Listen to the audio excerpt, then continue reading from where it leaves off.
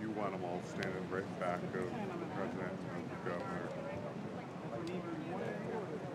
Yeah, I mean, I know you want to get as many people as you can, but with them standing like that, it's perfect. Because I know you want to show them.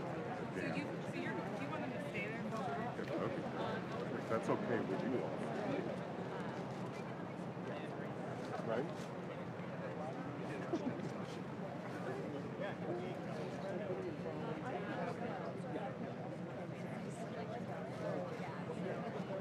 Man,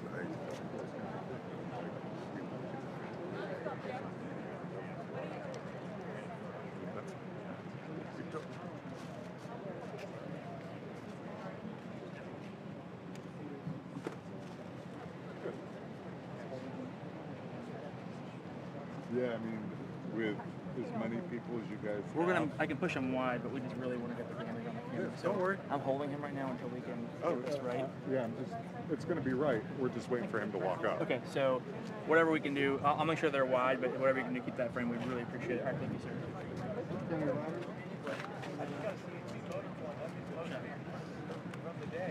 Doubtful?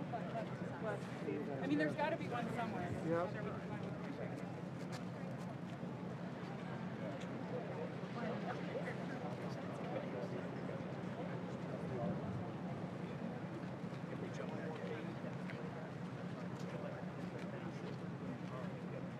Bad by telling people that.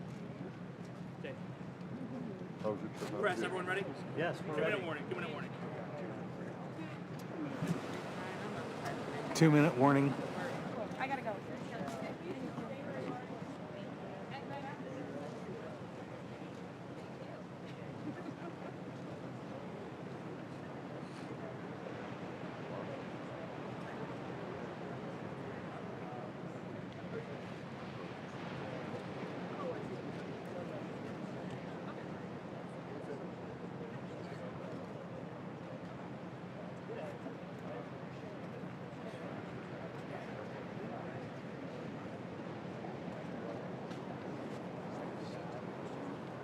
Happy?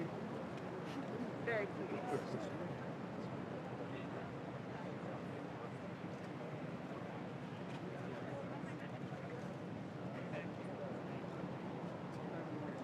You good? How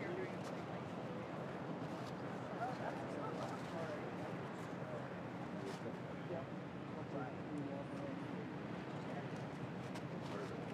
doing?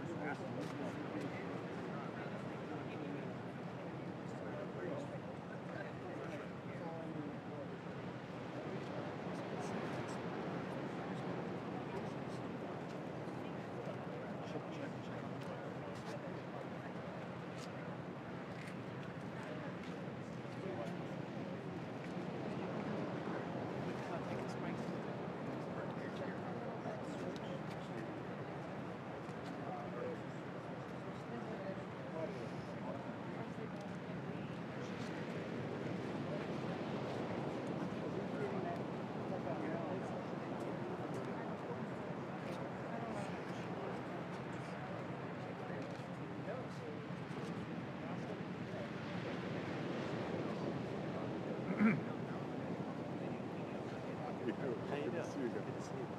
How are you, Brian? I miss you. Yeah. Here we go.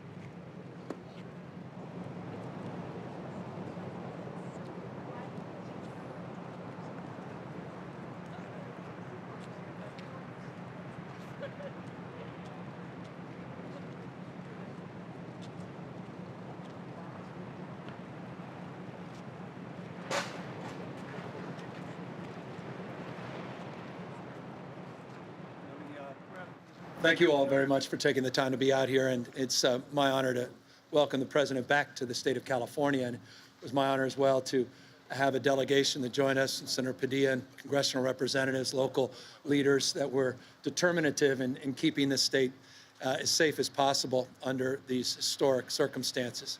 3 years of a mega drought, the driest on the West Coast in over 1,200 years, and we've now had 3 weeks of mega floods, some of the worst and most acute and damaging floods in California's history, some approximating, though not quite as acute, as the 1862 Great Flood in California. The scale and the scope of these floods is hard to understand unless you get out, and that's why I couldn't be more grateful to the President for taking the time to come out again to the state of California, take a look firsthand at some of the damage. But more important, I think, in moments like this is not just looking at the damage, but really reflecting on the spirit and pride of community coming together. And, I can say this because, well, I guess I have the mic. One of the things that I've long admired, I think the American people admire about this president, is there are few people with the empathy, the care and compassion that he has, and you see that demonstrated in times like this. And if you have any cynicism about the world we're living in and leadership, I challenge you to spend a little time with the President of the United States, meeting with people that have been directly impacted by these kinds of experiences. And so it reinforces and distills a sense of, yes, well-being for me as governor of the state of California, but more importantly, I think just gives all of us, a little bit more confidence in our fate and future and the world we're trying to build. And so I want to just say this, and before I bring up the president, this has been challenging. 21 lives have been lost. That does not include that 5-year-old boy. We had over 200 search and rescue folks out there over the course last week plus. The only thing they found is that one shoe, that one Nike shoe. And we won't give up until we find Kyle. And hopefully, miracle of miracles, he'll be okay. But 21 known deaths so far. We had 9 atmospheric rivers, a stacking of stress, this conveyor belt going back 22 days, trillions of gallons of water. The state of California, we estimate over 1,400 heroic rescues. Those are the lives that were saved that didn't become headlines. I say this often about politics. Unlike baseball, you don't get credit for saves. All the extraordinary work, 93 agencies, local, state, regional, federal agencies coming together, doing heroic work 24/7. Folks that you would expect from FEMA and folks that we would come to expect at CAL FIRE and our local police and fire and sheriffs, but also our Conservation Corps. Incredible work the National Guard did to mitigate damage, to pre-position, to prevent, to save lives. That was our #1 priority. In closing, we're now here talking about turning the page, and we're talking about the resilience of California. We're talking about being here when all of you are gone, when the cameras are gone, when all the attention, spotlights taken off. That's when California is at its best and we do our best work. But we could not do that without federal support. Final words. On January 4th, we declared a state of emergency. 4 days later, before I can even request it, Chief of Staff, the President of the United States, reaches out and says yes, in anticipation of what I had yet to request, and that was a presidential declaration. I checked my voicemail. The President already left a voicemail saying, what do you need? 4 days after that, we requested a major disaster declaration.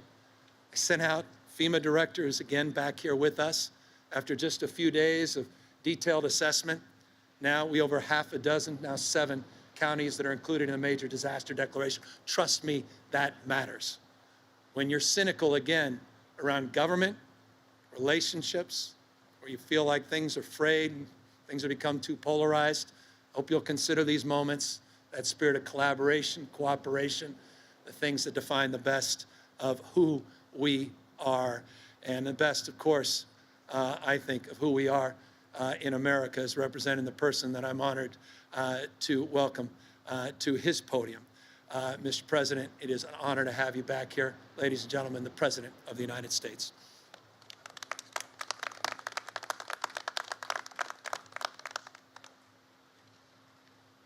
Well, Governor, you and I got to stop taking these helicopter rides. We've made a bunch of them. You've been hit. If anybody doubts the climate is changing, then they must have been asleep for the last couple of years. I want to thank you, Governor. You and I, along with the Vice President, have been in close touch since this storm hit, and even before it hit, when we were talking about it coming. We told the Governor that we do everything we can, whatever he needs, but he's been through a whole hell of a lot. I don't know what we had, 3 or 4 flights up and down the state for the wildfires and the damage done. It's been astounding what you've done. And I want to say what I said then, and I'll say again. The federal government's not leaving its responsibility till it's all fixed. It's done. You know, Mr. Mayor or Madam Mayor, I want to thank you and the county supervisor, the local officials, the first responders, for all that you have done and all you have been dealing with to try to protect your constituents in a way that gives them some, I guess maybe the thing that's most needed in these times is a sense of hope that everything's going to be able to be done. Everything's going to be able to be fixed. And I want to thank the entire California delegation for working with my administration. Alex and Jimmy, thank you for what you've done being with me today. And, you know, we did an aerial tour of the damage. And unlike when we did the aerial tour of the fires, it's not as obvious from the air just how much damage has been done. We flew over the entire area in parts of the state, they got more rainfall in a single day than they get in an entire year in parts of the state. Drenching rains, powerful winds, floods, landslides, but you don't feel it till you walk the streets or when you're able to walk. And, toppling of thousands of trees, 200,000 customers lost their power through the storms. Now it's less than 5,000, but it's still 5,000 people don't have power. We got to get it down to zero. Nearly 150,000 people were under evacuation orders. Now it's down to 1,400 under evacuation orders, and under 300 people are still in shelters. But tragically, 21 people died, and that little boy we're still trying to find. Everybody I've talked to so far today just spontaneously brings that up. The fact is, Jill and I have him in our prayers, the family in our prayers, and all of you. While the situation is still treacherous, we're cautiously optimistic that the worst part is behind. The waters recede, but we'll see the full extent of the damage to the homes, the businesses, and the farms and ranches. And we know some of the destruction is going to take years to fully recover and rebuild. But we got to not just rebuild, we got to rebuild better. We got to rebuild better. Last week I signed an expedited major disaster declaration for the state of California. Yesterday I directed the federal government that will cover 100% of the cost of removing debris and emergency measures like sheltering evacuees and paying overtime for first responders for the next 60 days. For 60 days. And right now, more than 500 employees of FEMA are out here and other federal agencies on the ground trying to help people.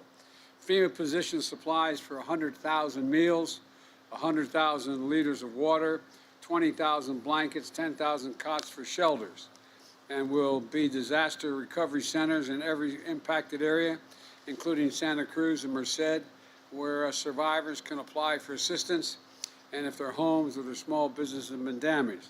That's already underway. The Army Corps of Engineers is helping remove heavy debris and safely, and monitoring 7 reservoirs in the Central Valley and the San Francisco Bay Area. I've instructed my administration to bring every element of the federal government together with the help of immediate needs to long-term rebuilding, to do both. We have to, in terms of the infrastructure, there's got to be significant changes been made, and the federal government's going to be here to help get that done. For example, the Department of Agriculture is helping farmers with disaster loans and grants if they lost livestock or their crops were washed away. So the Small Business Administration, and some of you were with me when I just went through the small business along the piers here, it's devastating what happened. But they're going to get help local businesses with low interest loans so they can recover. And now if you don't have insurance, or if you're underinsured, FEMA is going to get you started on home repairs and replacing lost or damaged property like cars or refrigerators, things inside the home that'll be able to be replaced quickly. To apply for assistance from FEMA, you can go online to disasterassistance.gov. Disasterassistance.gov. You can also sign up in person for disaster recovery centers in the coming days. There are going to be at least 7 centers opened across this state, and FEMA is going to deploy disaster survivor assistance teams to communities that need them the most. We can go to the FEMA website to find that location. And look, as I've said on other disasters, the key is not just building back, it's building back stronger. Just because since I became president, we've spent $9 billion in disaster assistance to California for the extreme weather events they've had to go through. $9 billion, and these weeks have shown the compounding effect of the disasters. For example, places that were ravaged by past wildfires are now at a higher risk of landslides. Extreme weather caused by climate change means stronger and more frequent storms, more intense droughts, longer wildfire seasons, all of which threaten communities across California. So we have to invest in stronger infrastructure to lessen the impacts of these disasters because they become cumulative in a sense. We've already allocated funding from the infrastructure law that I signed a year ago and more than $16 billion for more than 480 projects across this state. We're making the California power grid more resilient, building stronger levees, clearing hazardous fuels, and reforesting lands, to protect against wildfires. And together, we can better prepare for future disasters, reduce the damage they cause, and the people's lives and livelihoods that are affected. So let me close with this. To the people in California, I say it again, the country is here for you and with you. We are not leaving till things are built back and built back better than they were before. You can recover from storms. We'll be with you every step of the way. And I mean that sincerely, every step. And God bless you all, and may God protect our first responders, who we owe more than I could take time to talk about today. Thank you, thank you, thank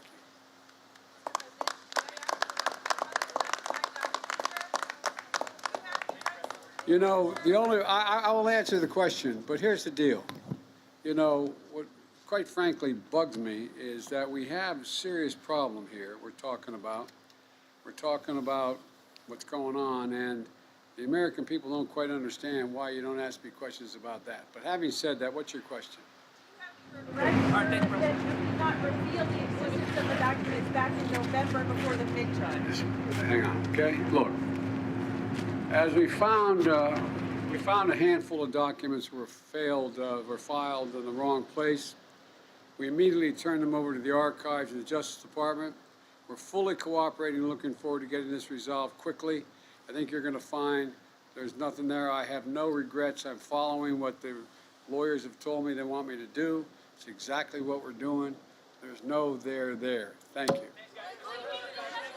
All right.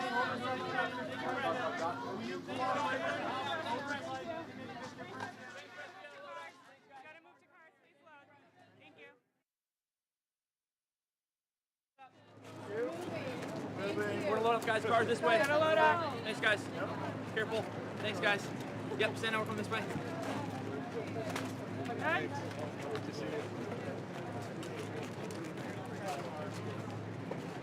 Come on, guys, this way.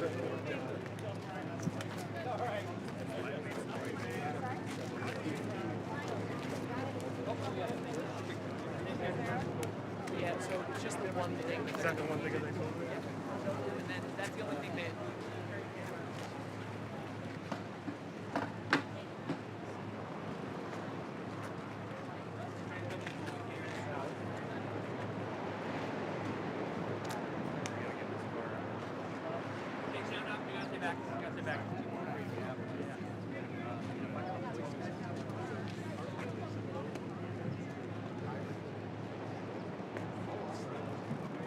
Hey guys. You gotta get through this. Everybody know that everyone all the way there by walk. More than technical blocks. Cars are moving.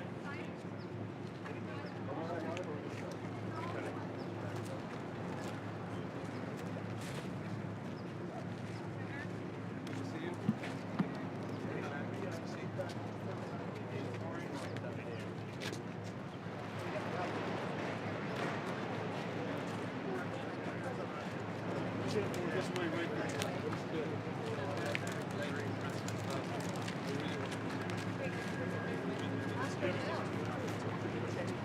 Right this way. Well, yeah, just try to get it to me.